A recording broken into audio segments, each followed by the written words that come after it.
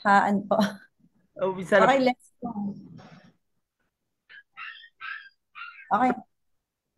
So, good afternoon to all mga kasama po natin ngayon. This Wednesday, umpisa natin ang isang linggo ng panayam sa ating mga sports personality sa Sports Corner PH.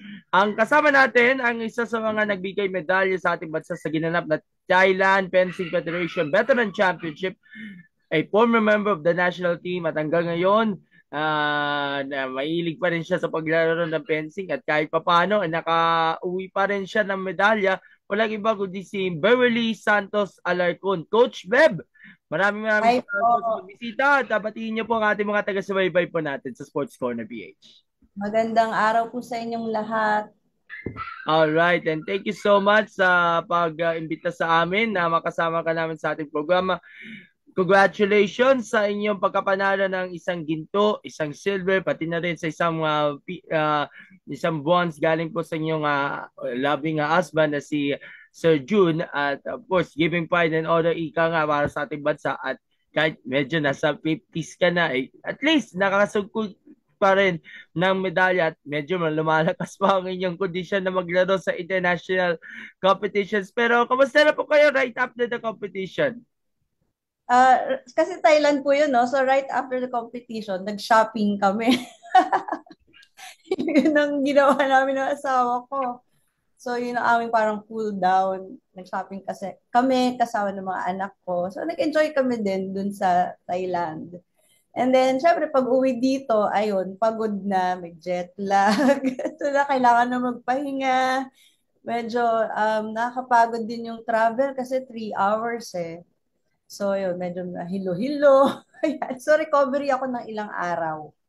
Okay, pero after nung pagka balik pa rin namin sa Pilipinas, Thursday ata yun eh. Friday, nagturo pa rin po ako. Pati nung Saturday. Pumunta pa rin kami sa klase ng husband ko. Kasi para ipakita sa mga bata yung good news, may nakita ko yung medal, binalita ko sa kanila kung paano ako nanalo, ganito, ganyan. So, natuwa naman sila at bigay rin ako ng mga malilit na pasalubong sa mga bata. So, nakakatuwa po kasi, yun nga, kahit nga, actually 49 pa lang ako, mag-50 pa lang ako ngayong September. So, para sa akin, magandang debut ito sa 50 years old na naka-gold ako. Actually, this is my first gold outside the Philippines. Yung first gold ko, 1992 pa, 18 years old ako. And then, pag lagi akong sumasali naman dito sa Philippines, nakaka-gold naman ako. So, nakaipon na ako ng maraming medals. Gold, silver, bronze, yan. Lagi po ako nagko-compete kahit na ito, yung hindi na ako bata. Kasi, at nilalaban ko, sumasali ako sa mga categories na may mga bata. So, sa opens, sa mga interclub, ganyan. Tapos, pag veterans, ayun, talagang category ko yun. So, sa veterans naman dito sa Philippines, nakaka-gold naman po tayo. Pero ito nga, yung dream ko pa din, since nasabi ko sa inyo nga na um, maikli lang yung panahon ko nung nag-national team ako. That was 1992. Nung December, nag-gold po kasi ako sa Southeast Asian Fencing Federation sa team event ng Women's FA. Hindi pa po ako national team noon. Ano pa lang, training pool pa lang ako noon. So, nakita nung association na yun na may potential. So, in-invite nila ako sa national team. So, pumayag naman ako. Pero basta ilang buwan lang, medyo nahirapan ako kasi gabi-gabi, tapos ang strenuous talaga po ng training. Eh, college pa lang po ako ng second year. So, sabi ko, medyo nahirapan ako mag-aral kasi laging puyat. Pagdating po kasi sa practice, hindi ako makatulog kaagad kasi buhay na buhay yung muscles ko. Siyempre, kaka-training mo lang, lumaban ka. Kasi yung training nung 7 p.m. hanggang mga 10. So, every night yun. Hanggang ngayon, ganun pa rin naman po yung national team natin, Monday to Friday, 7 to 10. So, ayun nga. So, pagdating sa bahay, talagang sobrang awake ako. Hindi ako makatulog kaagad. So, nakapuyat ako. Pero nakaaral naman, kaya lang pagod. So, nag-choose na lang ako to prioritize my studies and umalis ako kagad sa national team. Ang medyo naging unfinished business ko doon, nung graduate na ako, nagtrabaho na ako, may pamilya na ako, yung sabi ko, hindi man lang ako nakagold sa ibang bansa. Kasi yung mga iniwanan ko, mga kabatch ko, nag-SEA Games sila, nag-gold sila. Sabi ko, parang yung kaibigan ko, yung partner ko din sa Eskrima before, si Coach Fear, ayun, nag-gold medal siya sa ibang bansa. Sabi ko, wala, parang yun yung kulang sa akin. Sabi ko, parang yun yung gusto ko pang makamit kahit matanda na ako. So, yun yung sabi ko, gusto ko pa rin makagold sa ibang bansa. Siguro mga few years ago lang yung goal na yun. And ayan, nagkatotoo noong August 1. Kaya ayun, masarap po lumaban sa ibang bansa eh. Right. Yun po.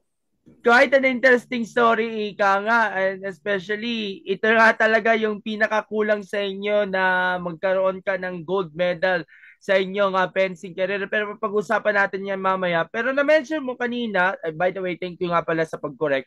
Ikaw pala yung national team doon sa batch ng 92. At yung mga nakasabayan nyo, si Congressman Richard Gomez na presidente na yun ng fencing, and of course si Commissioner Walter Torres na of course, siya po yung Olympian natin sa 1992 Barcelona Olympics pagdating sa fencing. And Opo, now, nasa PSC na siya during that time eh. Ngayon, opo, opo. Actually po si Congressman Gomez, 1995 po siya, parang naging national team. So, naabutan ko pa nga siya na nag-uumpisa pa lang.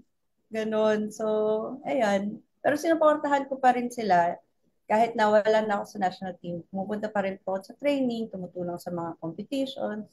Kaya ayun po, kasama ko pa rin sila noon. and then, pagkaalis mo sa national team to further pursue yung mga studies nyo po, nag-focus ang attention niyo sa pagtuturo, pag-coach sa mga bata. Noong 2008, itinatag yung Eskrima. Well, ang Eskrima po ay isa sa mga reputable na fencing clubs dito sa Metro Manila na may ilang branches. Ang iba dyan, of course, mga prominente din, gaya ng Republic, ng Cadlas Fencing, ni Coach Amat.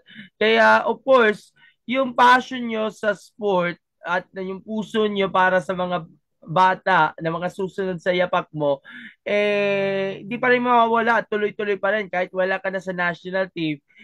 Kwento na lang sa amin yung mga humble beginnings ng inyong passion na club ninyo na Eskrima. Ah, kung paano nag-start. Bali po kasi, ang habang story nito. Eh di, nung umalis ako sa national team, nag-varsity na lang po ako sa Ateneo de Manila. So hanggang 1995 po yun, varsity ako. Eh, syempre, after graduation, kailangan magtrabaho, ganyan. Tapos nag-asawa na ako. So nawala ako sa fencing, 95 hanggang 2008. Ang haba po nun, di ba? 8 plus 5. Ganyan. So, 13 years wala ako sa fencing. Nung nag-SEA Games po dito sa Maynila ulit, kailan ba yun? Ayun, 2005. ayan, 2005. Ayan, nakausap ko si Congressman Richard Gomez na, ano pa lang, hindi pa siya gano'n.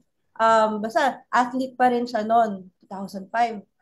Hindi nakausap ko siya doon, nanood ako SEA Games sa San Juan. Actually, na-inspire ako ni Richard Gomez dun sa talk namin na lumalaban pa rin siya para sa Pilipinas. Na sabi ko, na-miss ko yung fencing, ganyan. So, doon nag-spark yung gusto ko bumalik nung nakausap ko siya. So, malaki part na influence si Richard Gomez sa akin. Tapos kasama ko yung anak ko noon. Yung anak ko nasa 5 years old pa lang. Ang pangalan si Andrea. Sa 5 years old pa lang siya noon, pinakalala ko siya kay Richard. Ganyan. Sabi ko, anak ko, ganyan. Oh, hi, ganyan. And then, basta, na-inspire ako sa kanya. So, ang nangyari, sabi ko, gusto ko bumalik sa fencing. So, nung nag-decide na ako bumalik, tatlo na yung anak ko noon eh. Nag-decide na ako bumalik, wala akong masalihan kasi may edad na ako eh. Ilang taon ako noon, mga 30 plus, ganyan.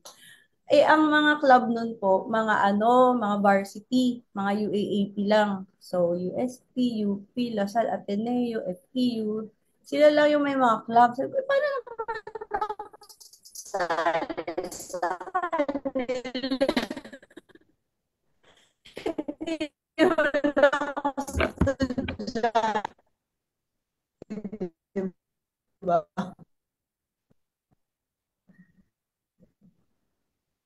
Sabi ko, ay, Okay Mukhang yung signal. nawala-wala yung signal. Pero okay ka na? Oo nga. Okay na. Okay, I pwede think okay pakiulit na. lang yung part din sa FEU UST, blah, blah. Okay, so, nung bumalik ako sa fencing hall, hala, hindi ako pinakamatanda. Wala akong coach, wala akong team. Sabi ko, paano ba yan? Paano ako babalik? Ganyan. So, kumausap na lang ako ng coach. Sabi ko, si Coach Al, parang, gusto ko bumalik ng, ng fencing. I-lesson mo naman ako eh. So, bisita ako muna doon, ganyan. So, yun nga, napansin ko, teka, parang ako yung pinamatanda, wala akong masyadong, hindi ako makarelate, parang ganyan. Sabi ko, magtatayo na lang ako sa sarili kong grupo, ng recreational fencing muna, kasi sila sobrang seryoso eh. So, pag nakipaglaro ko sa lalaki, ako,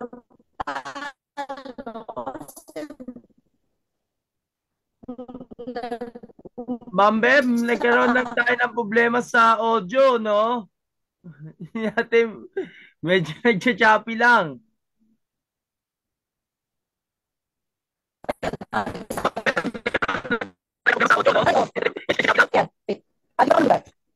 Medyo nagcha-choppy lang. wait lang. Pangalawang Ayan. beses na yung audio natin. Kailangan natin paulit yung Ito, sagot eh. O baka sa laptop mo lang yun. ito, hindi, ito po, okay na to? Okay Okay na to? lang, pero ulitin Etong, natin ulit. Rewind ulit, rewind. ulitin natin yung papa. Teka lang. Lilipat lang ako. Wait. Alright, pasensya na po. Nagkaroon lang tayo ng audio problems ha. Pero at least tuloy pa rin ang ating pag-uusapan, syempre. Ayan po, okay na yan. Okay na, pero tayo niya ulitin natin from the top. Yes, okay, From signal. the top, from the top. Yes, so nasa na tayo? Nasa, Yon sa ano, yung pumunta ka sa Ultra, 'di ba? teka, wala naman ako mapatungan ngayon ng aking laptop. Ayan. So, okay na tayo dyan. Okay na, pero ulitin natin din sa Ultra. Yung pumasok ka sa Ultra, tapos wala kang maanap na ano, competition na para sa 30s eh. Hindi lang competition. Wala akong mahanap na grupo. Siyempre, kailangan, di ba, parang mayroon ka ding kabarkada, ka-team, ganyan. So, ang hirap mag-isa na feeling ko parang na out of place ako. So, nag-decide ako sa sarili ko na magtayo na lang ng sarili kong grupo na ang purpose is recreational fencing lang. Hindi siya yung competitive pa. Yung dahil lang masaya, dahil lang gusto mo mag-fencing, yun muna yung goal ko. So, nakapagtayo ako, nag-isip ako ng pangalan. Bakit Eskrima? Kasi nung nag-training ako, nung varsity ako sa Ateneo, yung lolo ko, hinahatid ako lagi. Sinasabi niya, mag-eskrima ka na naman. So, tumatakit sa isip ko. So, sabi ko, in honor of my lolo, na si Amado Dim, so, eskrima yun, ko. Sabi ko, yan yung tawag ng lolo ko sa fencing, eskrima. Pero ginawa kong Z, kasi parang Zorro, so more on fencing. Kasi yung eskrima ngayon sa Pilipinas, di ba, yung parang kali, yung may wooden Eskrima, Kali, saka Arnis. Yan yung isa sa mga sport ni Gato Ceresal, no? ay, ang sport ni Jose Rizal is yung fencing sa Europe. Ang alam Okay, ko. yun. Oo, siyang mga foil, ganyan, Yun. saber, etc. Ano. Basta meron siyang sword. Nakita ko sa exhibits dito sa Maynila, para Fort Santiago. Meron siyang, yung sword niya nandun. Anyway, natuwa lang ako. So, nasa na tayo? Yan sa beginnings ng Eskrima pala, noong 2008. Alan nga galing sa lolo ko.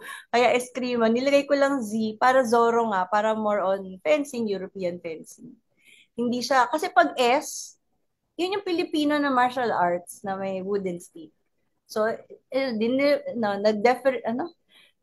ginawa kong iba siya para maging European fencing. So, ayan, Eskrima na. So, gumawa akong logo, etc., etc. Nilaunch ko na siya. Pero before that pa nga, iba pa yung pangalan eh. Pero hindi ko nabanggitin. Basta Eskrima na. So, 2008, yun, niregister ko na yung domain, gumawa akong website. Kasi web developer po ako dati. Naging part ng trabaho ko yun, tsaka business. Nung nag-asawa ko, so ginamit ko siya dito.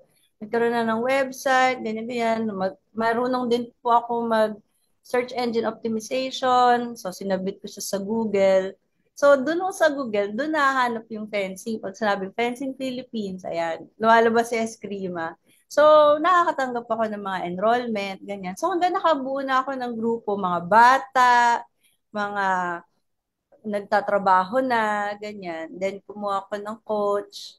And then, iba-ibang coaches na nga po yung nakuha ko eh. Ang dami ko na nakuha ng coaches sa Eskrima.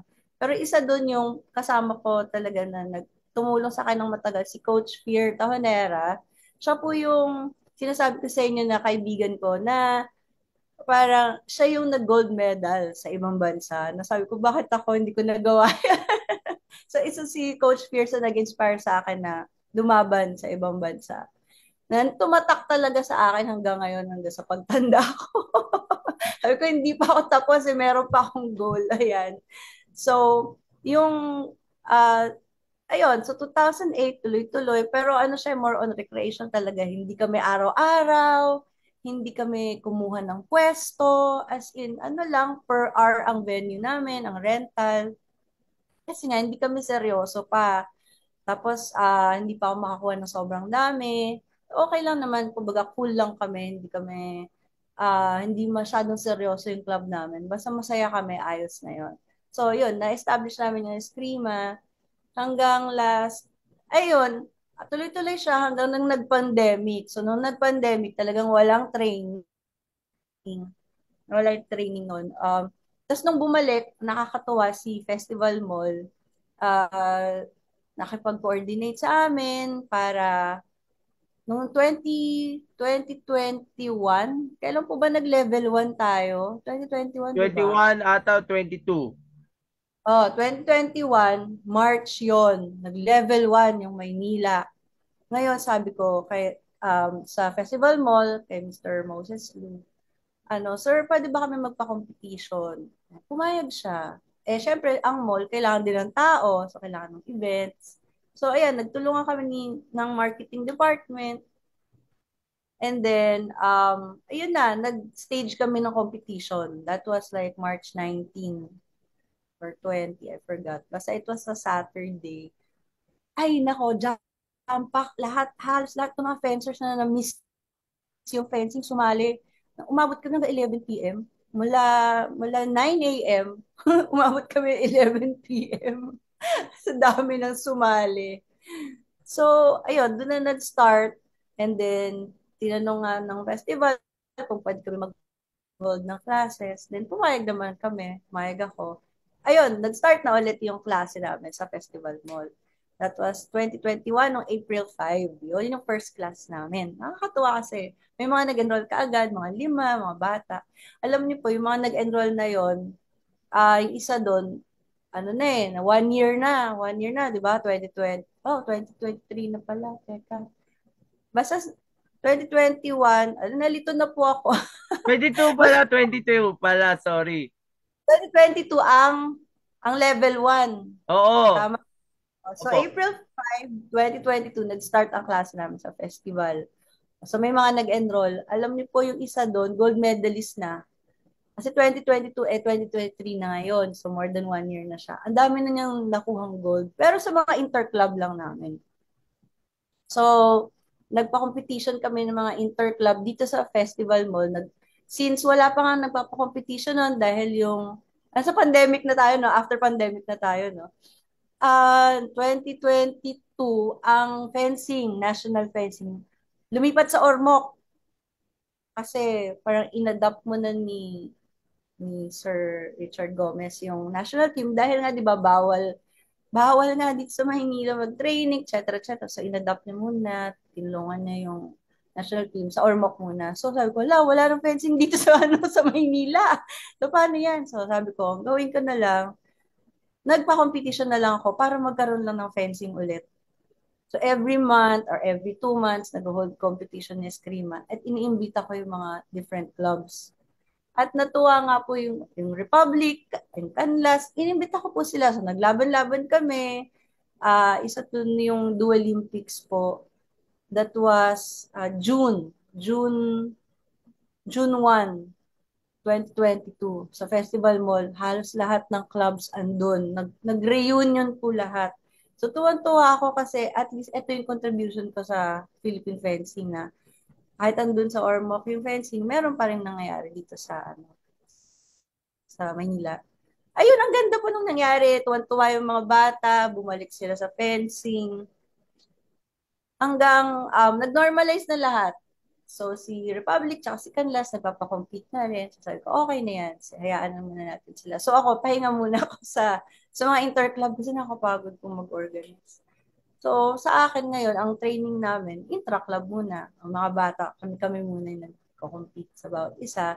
And then, sila yung sumasali dun sa mga competitions ng other clubs. Ayun po. And then, dahil nga 1 year na yung mga estudyante, edi ano na, ang ganda ng mga development nila, advanced na sila. Nilabas namin sila ng bansa sa Thailand last February. So, sa siguro mga 6 or 5 estudyante namin, dalawa po yung nagka-medal. Yun, galing Eskrima yun fresh from Eskrima. Dito talaga sila nag-start. Nag-bronze medal po yung isang 10 years old and then yung isang 13 years old nag-bronze din. So, para sa akin, magandang ano yun, parang achievement ng club. Hindi pa sila nag-UAAP kasi masyado naman pong ano yun, malakas. So, more on fun pa rin kami, pero may excellence. Ayan. So, ayan na po.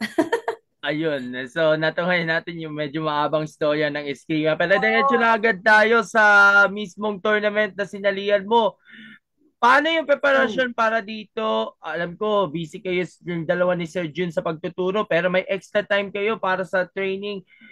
Paano mo describe yung training mismo o yung training regimen ninyo para dito sa Thailand?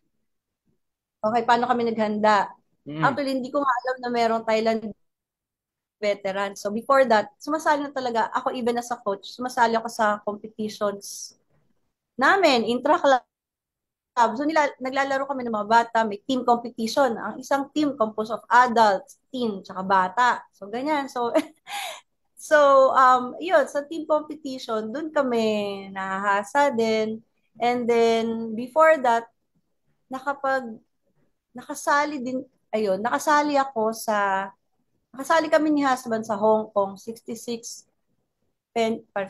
Sports or Fencing Festival ng Hong Kong Fencing Federation na kung saan nag-bronze din ako. Nung, kalimutan ko na, ano ba yan? Nung February po. February, Hong Kong naman. So after nag-Thailand, nag-Hong Kong kami, pero veterans lang. So sabi ko sa husband, alika sumali tayo. At least category natin to. Ganyan. Basta for experience and then gusto ko rin malaman kung nasaan tayo in relation to other countries. So nung sumali ako, si husband hindi siya naka-place kasi ano pa malalakas yung mga kalaban niya. So siya kailangan pa niya mag-training pa. Pero ako, since 'di ba, ang haba na nung background ko sa fencing 'Di ba? Kasi nasabi ko nga sa inyo, si husband, a few years ago ko lang naturuan kasi nga nadamay siya sa akin. Kasi nga din yung mga anak ko nagte-training, edi sumama ka na rin, ganon. Pero si husband naka-gold na rin yan sa sa intro namin. Something like that. Kasi magaling din siya. So anyway, so ako naman sumali dun sa Women's Saber lang sa Hong Kong. Ayun, nakalaban ko naman Hong Kong, Japan, tsaka China. Tapos, nag-qualify ako sa top 4. Kasi pag top 4 sure medal ka na eh. Kunyari 10 kayo, tapos nag-semifinals, basta nakasali ka sa top 4 sigurado bronze ka na. So, nakasali ako sa top 4 kaso dun sa semifinals, ang nakalaban ko, China. Ang lakas ng China national team ata siya dati. So, natalo ako kay China, naka 6 lang ako out of 10. Pero okay na rin, kasi sumabal pa rin ako. Pero honor pa rin yun na, wait, nakapasok ako sa top 4, nag-semifinals pa ako, nakalaban ko kay China. So, ayan, bronze po ako. Si China yung nag-gold, tsaka yung Japan yung silver. Pero po dun sa, may tinatawag kaming pooling, yung kasi bago po sa umpisa ng competition, 5 points muna. So, lahat lalabanan mo. Ang tawag namin pool or isang grupo. Sa isang grupo, ang maximum sabi natin, 8. So sa 8 na yun, 7 yung lalabanan mo. 5 points each yun. Ngayon, sa pooling or sa ganun, sa group na bout, nakalaban ko po yung mga Hong Kong. Natalo ko po sila except yung isang Japan. So anyway, ayun, nakapasok na naman po ako dun sa quarterfinals. Tinalo ko po Japan. Si Japan parang 1 or 2 lang or 3 nga lang yung points niya. So, pasok na ako doon. Pag nanalo ka sa quarterfinals, pasok ka na sa semifinals. Yun po. Ayun, so nakatulong na malaki yung Hong Kong competition na yon. And then, may sumali na naman ako sa isang club sa Hong Kong ulit. So dahil may mga nakilala ko doon, may nagpapa-competition pala ron, ganyan. Tapos meron siya daw sa June. Sabi ko, sige, gusto ko sumali, ganyan, ganyan. Sali lang kami. Naka-silver naman po ako doon sa club competition. Malit na competition, pero naka-silver ako. Si husband ang dami, naka-silver, naka-bronze eh. Ang dami niyang laro doon. Ayun, mas marami siyang medal kaysa sa akin or mas marami siyang panalo. Tapos sinama din namin yung anak namin na 14 years old na naka-bronze din. So, ang preparation sa akin nitong para dito sa Thailand is yung mga former competitions. So, yun yung naging training ko. Tapos sumasali ako sa training ng mga bata. Nilalabanan pa sila, ganyan. Ayun, so yung exposure mo pala sa past international competitions sa naging susi sa magandang training ninyo. At diretso na tayo sa competition mismo sa Thailand. Ang mga Ayun. nakalaban nyo ay taga Thailand, Hong Kong at Macau. Nanalo ka ng ginto against sa taga Hong Kong, sa Women's Saber, at sa Women's FA, natalo ka para makuha ka ng silver ng taga Hong Kong. Pwede nyo balikan yung nangyari, backtrack nyo lang kami o assessment sa performance mo. O, women's saber muna kasi yun yung nauna. So sa women's saber, yung pooling, ang nakasama namin doon, yung mga 40 years old. Kasi may 40, may 50. Sa pooling, pinagsama kami. Ngayon, so tatlong 40, isang 58 yung nakalaban ko. So 5 kami. So 4 po yun. Lahat po yun na panalo ko. 5 points lahat. Tapos may, basta, natalo ko sila. Tapos may isa pa nga doon, 0 yung isang kalaban, isang taga Thailand. So sabi ko, wait, ako ata yung pinaka-advance yung skills dito sa ano na to, sa grupo namin. So, ang lakas na ng kutob ko. Sabi ko, kaya ko to. Kaya ko mag-gold dito. Sabi ko, kasi talo ko sila lahat. Sabi ko, basta po, parang ang natutunan ko doon, pag ikaw yung pinakamaraming or advanced yung skills, ang laki ng chance mo mag-gold. So anyway, so sineparate nila kami, yung 40 tsaka 50. So dun sa 50, dalawa kami, nag-finals kaming dalawa. So is 58 years old po siya, tapos medyo kinakabakabahan pa siya. Sabi niya, first time naman niya mag-compete, ganyan, ganyan. Sabi ko, may advantage ako kasi ako, iba, nakailang competitions na ako. Diba? Diba, nung bata pa lang ako, nakakompete na ako internationally. Tapos nga, ito sa Hong Kong, 2 beses. Tapos sa intra-club, nakapag-compete ako recently lang. Ang kalaban ko po sa intra-club, lalaki. Natalo ako sa kanya. American na lalaki. Na-coach din siya dun sa Amerika. So, naglaban kami sa intra-club. Kasi kasama namin siya sa club eh. Talo niya ako doon. Nag-branch lang ako sa intra-club namin. Pero ang dami ko natutunan dahil sa kanya. Lahat ng natutunan ko doon sa laro namin, dinala ko lang po sa Thailand. Doon po ako nag-goal. So, ang maganda kasi noon, kumbaga, nasanay ako sa malakas na kalaban. Pag, pagdating ko sa Thailand, sabi ko, ay, ang dali lang nito. Parang ganun, hindi naman po sa pagmamayabang. Pero, nadalian po ako. And then, sabi ko, ay, kaya ko mag-gold dito. So, ganun. So, talagang confident po ako. So, doon sa finals, sabi ko, kaya ko to. Tapos sinabi pa niya, first time niya, ay, ninervyusin to eh. Ako, ano, sanay na ako. Parang ganun. May advantage talaga ako. Alam mo, after nga, di ba, naka 3 points lang siya. Sa ako, 10, talagang dinediretso ko talaga. Talagang hindi ko na siya binigyan ng chance para mag-point. After ng third point niya, sabi ko, hindi, kailangan lahatin ko na to. Kaya, dire-diretso. So, hanggang nanalo, tapos alam, yun nga, medyo inamin niya. Nag-usap naman kasi, magkaibigan naman po kasi kami. Naging magkaibigan kami after. Ang maganda po kasi dito sa competition na ganito sa fencing, after nyo maglaban, nagiging magkaibigan kayo. So talaga sportsmanship. So, inamin niya na kinabahan talaga siya na hindi na niya alam kung ano yung gagawin. So, ayun, malaki advantage po yung experience. And then sa women's FA naman po, sabi niyo i-assess ko, di ba? Bakit ako nag-silver? Alam niyo kung bakit? Kasi yung last training ko is last year pa. Nag-focus talaga ako sa saber eh. Yun yung talaga inaral ko, doon ako nag-train. Pero si FA, sabi ko, built-in na sa akin yan eh. 18 years old pa lang ako, nag-FA na ako, ganyan.